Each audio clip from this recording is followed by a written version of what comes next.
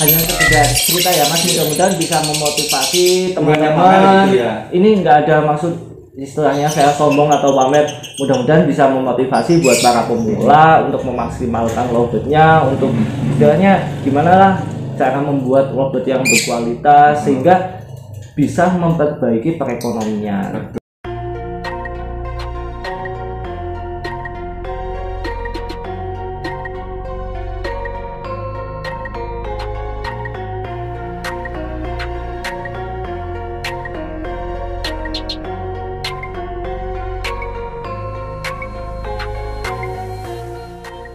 Dari ratusan burung Mas Adi, udah buat beli apa aja nih ngomong-ngomong?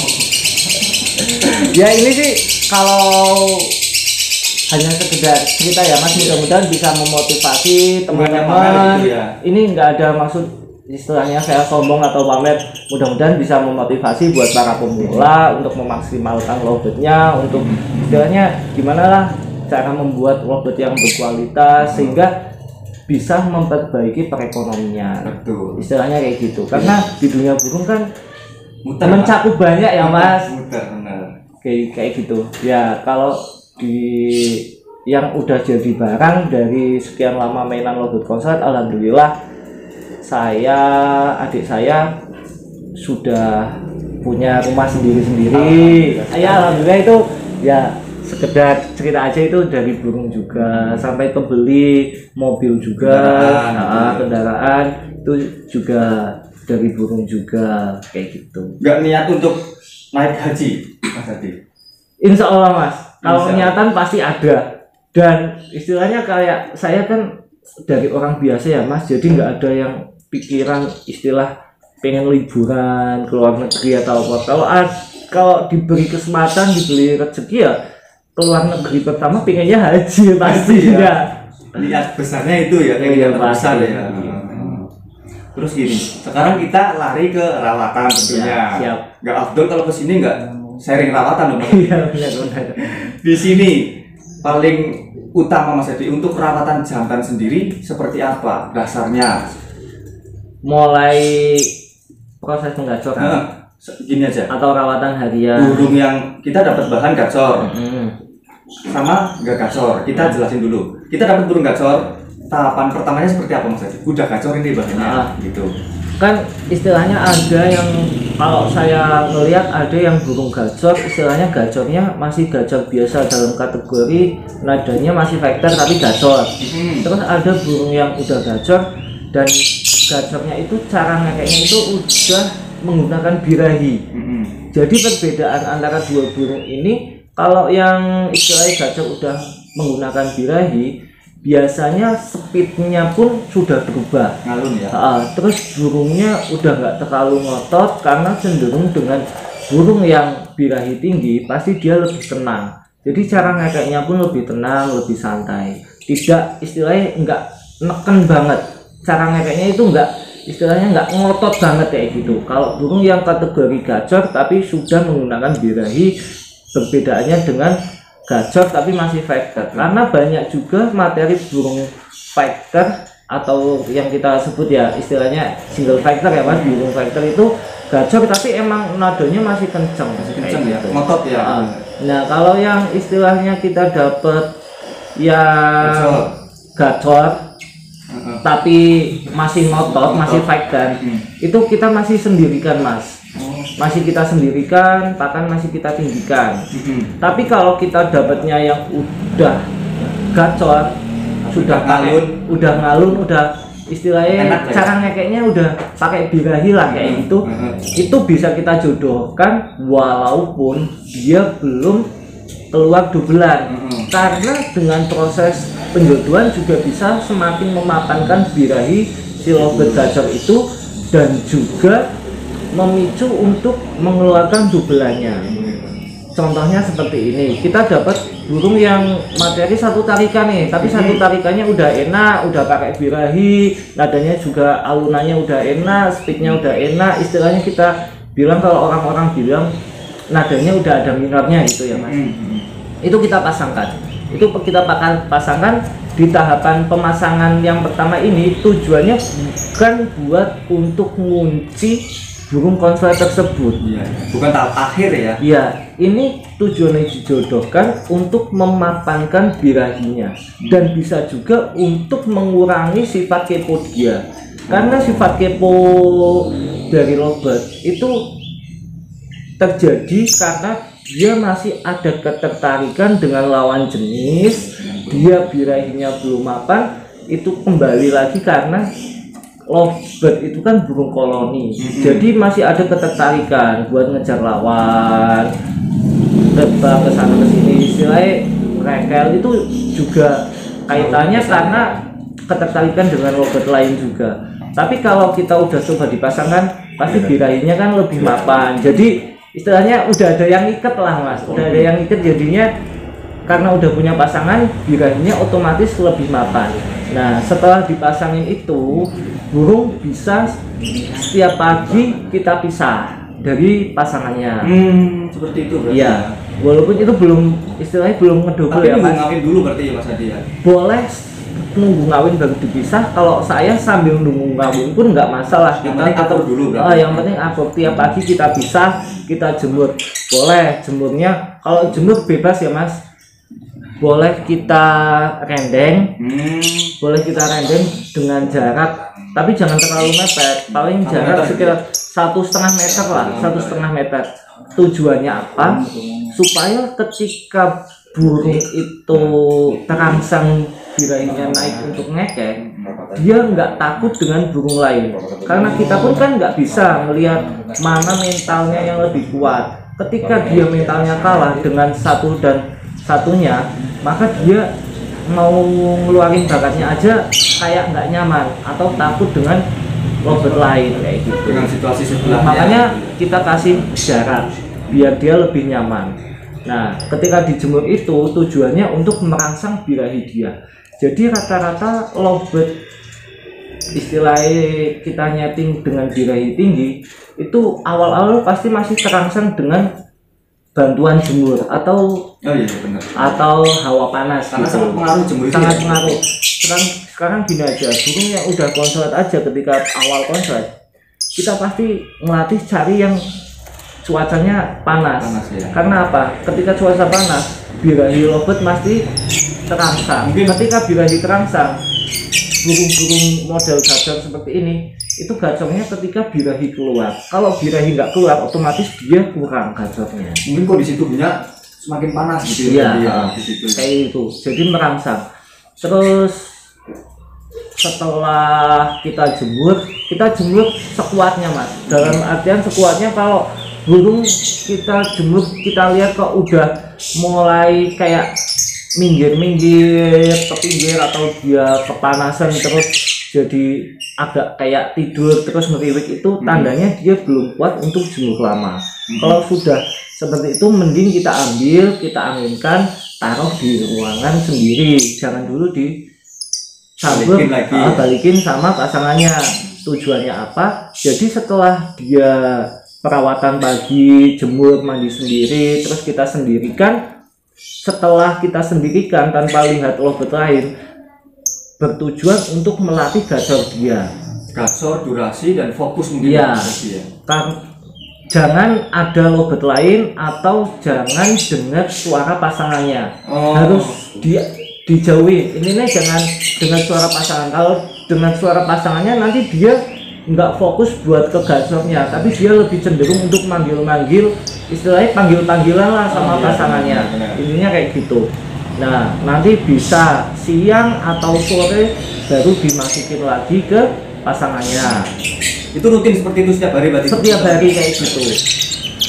Nah, kalau buat yang istilahnya kita bilang dia gacor tapi masih fighter, masih nadanya masih kenceng, jangan buru-buru buat dipasangkan. Jangan buru-buru dipasangkan, nanti nunggu dulu sampai benar-benar enak. Nalun gitu ya. Terus yang kalau yang udah enak tadi, yang dipasangin tujuan untuk mapanin birahi, kalau selama dipasangkan kok dobelannya nggak keluar-keluar, kita tunggu sampai si betinanya nelor. Sampai si betinanya nelor, telurnya habis, sama kita telurnya diambil, kita buang, atau bolehlah kalau pengen ditetesin dibabuin, nanti betina diungsikan, si jantan disinggel lagi. Itu kalau dengan dijodohin awal itu dobelannya nggak mau keluar. Kita singgel lagi, kita sendirikan lagi. Jadi istilahnya kita cabut pasang, gonta ganti pasangan, seperti itu. Jadi jangan stuck di situ ya Mas ya. Iya. Berpikir lagi. Iya, istilahnya jangan terpaku sama istilahnya saya ngomong ini burung harus jemur sekian jam, ya harus ada improvisasi juga.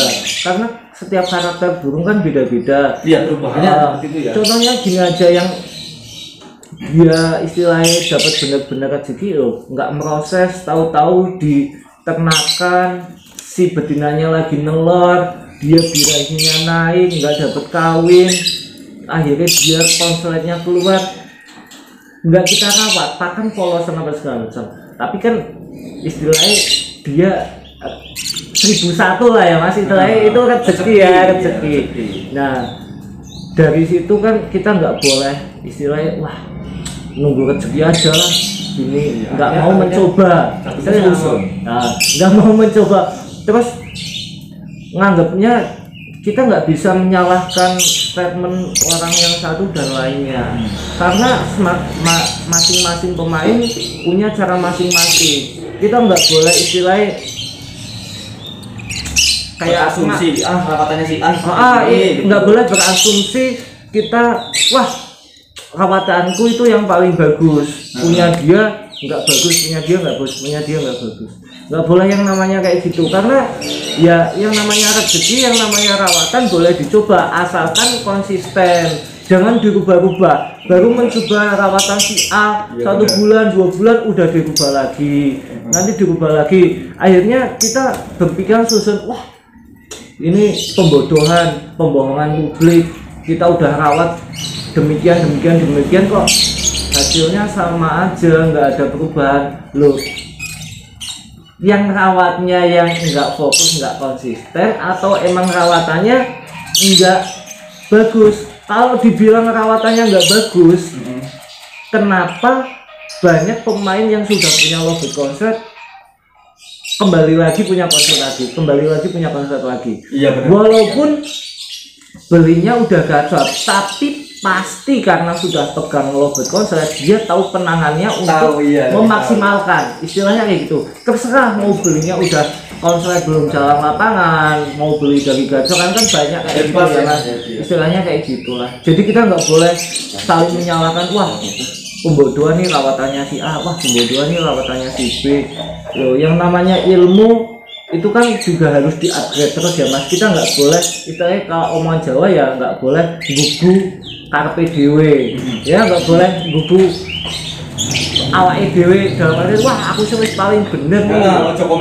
Ya jangan keminter. Kita ya mungkin ada treatment baru, wah jangan malu buat mencoba, walaupun istilahnya itu pemain baru, dia menciptakan atau menemukan cara yang lebih efektif. Oh nggak ada salahnya kita coba, harus legowo, jangan gugu wah saya yang lebih pintar, saya lebih lama nih main lobet, masa iya dia lebih pandai saya, nggak boleh kayak gitu. Boleh ya. Jadi jangan merasa paling benar sendiri gitu ya. Jadi ilmu dari orang-orang kita saring mana sih yang istilahnya pakai logika kita masuk, bolehlah kita coba. Jangan memungkiri, wah aku yang menemukan ini, aku yang menemukan cara ini, aku yang menemukan cara ini. Loh, kita belajar bareng-bareng. Akhirnya jadinya penyakit hati kalau gitu. Iya, janganlah yang kayak gitu. Terus tadi kan kita membahasnya burung yang udah gacor. Kalau kita dapatnya burung yang belum gacor gimana? Tahu kan step dasarnya aja. Step dasarnya gacorannya. Yang pertama harus tetap disendirikan. Karena proses paling efektif untuk menaikkan birahi dengan cara disendirikan, dikasih pakan kencang. Yang awal jangan dulu dijemur, coba dengan cara tidak dijemur setiap harinya ya. Coba dulu, kalau dia nggak dijemur kok birahinya mau keluar bagus gacor, nggak usah pakai jemur dulu. Tapi kalau dia kok tanpa dijemur, istilahnya ditaruh di rumah harian cuma di pakan tinggi disendirikan kok nggak gacor-gacor, coba dipancing dengan proses penjemuran. Tapi renteng apa sendirian? Sendirian Iya juga. tetap harus sendirian. Itu yang dapatnya burung nggak gacor gitu. Iya, yang sangat bahan nol sekali iya, gitu ya. Bahan istilahnya bahan yang nggak gacor gitu lah Mas. Kita coba pancing birainya dengan pakan tinggi, disendirikan dan pakai jemur. Jemurnya juga bertahap, nggak boleh yang istilahnya wah langsung dijemur kencang. Itu nggak boleh.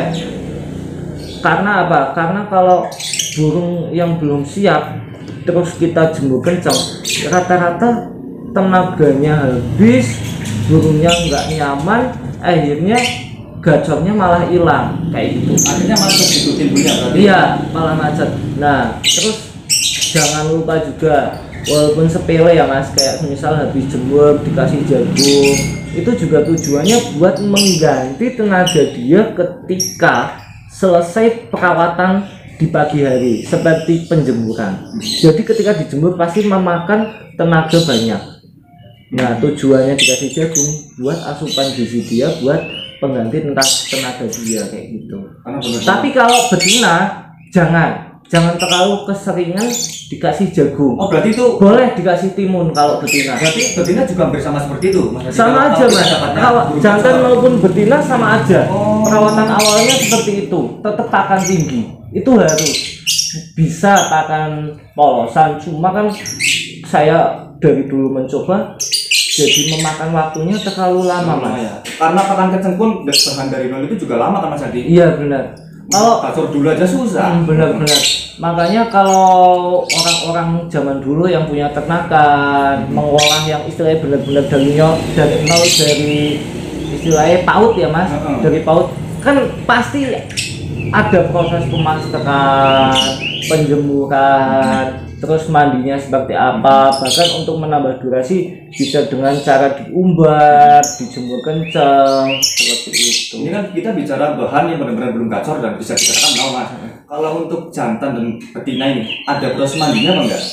Kalau istilahnya betina, kalau yang faktornya masih kencang, coba kita redam dengan mandi sehari 3 sampai 4 kali. Itu di siang harinya? Iya, sampai sore. Istilahnya terserah waktunya diatur dari pagi sampai sore. Tapi saya menyarankan jangan dimandikan malam dulu untuk burung yang proses penggacoran. Karena apa? Karena mandi malam biasanya itu bikin burung jadi agak ngedrop, jadi birahinya turun. Padahal di situ kita kan lagi mencoba untuk menaikkan birahinya. Nah, kalau mandi dari pagi sampai sore itu tujuannya untuk meredam dia emosinya, sifat fighternya nggak terlalu kenceng. Kalau untuk betina itu ya? Iya, untuk betina. Kalau jantan itu sama sekali nggak dimandi semprot, kasih aja cepuk besar tiap pagi. Oh, kalau untuk jantan gitu ya? Kayak gitu. Karena jantan lebih cenderung kita naikkan terus ya, ya? Itu pun betina ada juga yang tanpa mandi berapa kali, cuma dikasih cepuk besar pagi aja, pakan kenceng, jemur, perawatan sama persis kayak jantan. Ada juga yang mau gacor dan bebelan keluar, nada minor bisa juga. Tapi nggak dimandikan itu? Iya, ada juga yang seperti itu. Karena saya punya beberapa, ada yang harus dimandikan dulu, tapi ada yang lebih nyaman dia mandi sendiri. Itu kan harus jeli-jelinya si pemilik burung mengamati bahannya itu, karakternya yang mau diproses itu seperti apa. Nah, berarti kembali lagi ke sifat burungnya seperti apa ya? Iya benar. Hanya kita yang bisa harus dicoba-coba dengan dimandiin kayak apa, nggak pakai mandi seperti apa, sama aja kayak settingan lapangan juga kayak gitu. Sebelum main sampai lapangan kalau dimandiin digantang seperti apa, kalau nggak dimandiin kayak apa, pakai F ini kayak apa, pakai F ini kayak apa, pakan polos kayak apa, pakan kenceng kayak apa, kan kita pemiliknya yang tahu. Jadi nggak boleh disamaratakan. Dengan dua burung aja kita udah beda sekali ya Mas ya. Beda Mas, beda, pasti beda. Ada bedanya, walaupun mungkin perawatan kalau untuk proses penggacoran sama, tapi pasti nantinya ada salah satu yang beda perawatannya, karena karakternya ya juga berbeda-beda kayak gitu. Oke, mungkin cukup sampai di sini dulu Mas Adi perbincangan kita. Siap. Ini saya terima kasih sudah boleh mampir di marketnya PSS.